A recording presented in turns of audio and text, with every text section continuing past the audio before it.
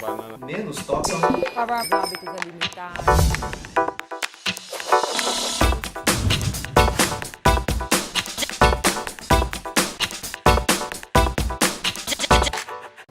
Muito bem, o El Niño desse ano ele vem se configurando, ainda não está confirmado, porque para ele se confirmar existe a necessidade de haver, do ponto de vista climatológico, 5 trimestres móveis consecutivos. Então, trimestre móvel, a gente fala janeiro, fevereiro, março, abril e assim sucessivamente, com as temperaturas, então 5 trimestres móveis consecutivos com a temperatura do Pacífico meio grau acima da média. Isso ainda não se estabeleceu, apesar das temperaturas estarem acima desse meio grau, que é o limiar para a condição de El Niño, isso ainda não se estabeleceu, mas existe uma probabilidade grande disso se estabelecer.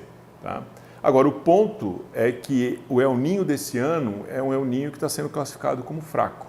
E quando ele é fraco, as consequências deles já não é tão clássica quanto o que a gente conhece para os El Niños mais fortes, que é um excesso de chuva no sul, falta de chuva para o Nordeste, que é a condição do El Niño. Então, para esse ano, a expectativa, de um modo geral, é que o evento se estabeleça de uma forma com intensidade fraca, certo? E que cause alguns impactos, obviamente. E a tendência é que, para o sul, a gente tem um pouco mais de chuva e para a região norte e nordeste, um pouco menos de chuva. Agora, aonde exatamente essas chuvas vão ficar acima ou abaixo dos índices normais é muito difícil realmente determinar. O que a gente consegue ver de um modo geral é que não está havendo aí um grande impacto nas condições de precipitação da região Nordeste. Obviamente, chuvas abaixo do normal, por enquanto, mas sem grandes expectativas de que isso se estabeleça de uma forma mais severa. O que acontece é que a região Nordeste também é uma região muito grande, né? E existe uma diferença grande entre a faixa leste, litorânea e faixa norte também, e a faixa oeste, onde tem mais chuva, que se aproxima mais do clima amazônico, tem mais chegada também de umidade da Amazônia, né? E a região central, onde está a grande região seca, semiárido, e onde as culturas são irrigadas. Então, o grande problema nessas situações de El Niño é que a menor quantidade de chuva possa fazer com que haja uma menor recarga dos mananciais e isso limitar a água para uso na irrigação. O que acontece na realidade é que cada fenômeno, El Niño ou Laninha, eles variam entre eles, porém dentro do mesmo fenômeno existem variações de intensidade, como a gente já mencionou. Então veja que um determinado ano de El Niño pode causar um estrago tremendo, como foi 15 e 16. Teve um impacto muito grande nas precipitações da região. E, obviamente, isso vai impactar também as culturas hortifruti.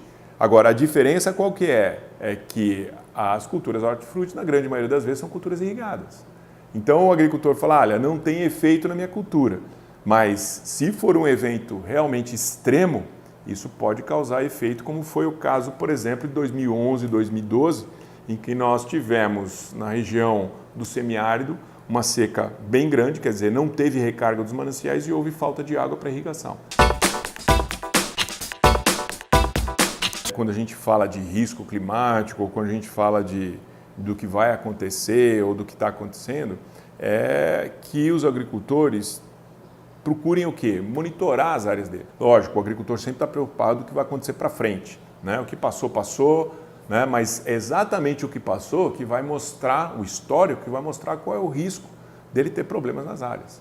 E em função desse risco, ele pode estar adotando certas medidas que minimizem os impactos que ele vai ter na região dele. Então veja que isso é importante, ter o registro histórico, conhecer a área, ter uma estação meteorológica, por mais simples que seja, medindo só temperatura e chuva ou só chuva, já é uma informação importante para se fazer um monitoramento agrometeorológico da área e com isso tomar decisões mais assertivas. Bom, no caso ali não tem muito o que se fazer, né? Em termos, principalmente os produtores que estão nas áreas de semiárido ou as áreas mais secas, em que a irrigação é uma prática comum, a recomendação seria o quê? Também no sentido de estar monitorando e fazer a irrigação de acordo com a necessidade real de aplicação de água.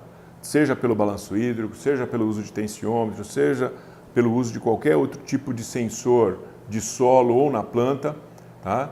Para que haja possibilidade de o uso racional de água fazer com que não haja desperdício e, obviamente, num ano mais crítico como esse, né, que há a possibilidade de haver uma intensificação ou uma diminuição das chuvas e intensificação da seca, você ter água que possa estar sendo salva para que a irrigação possa continuar sendo feita de forma adequada.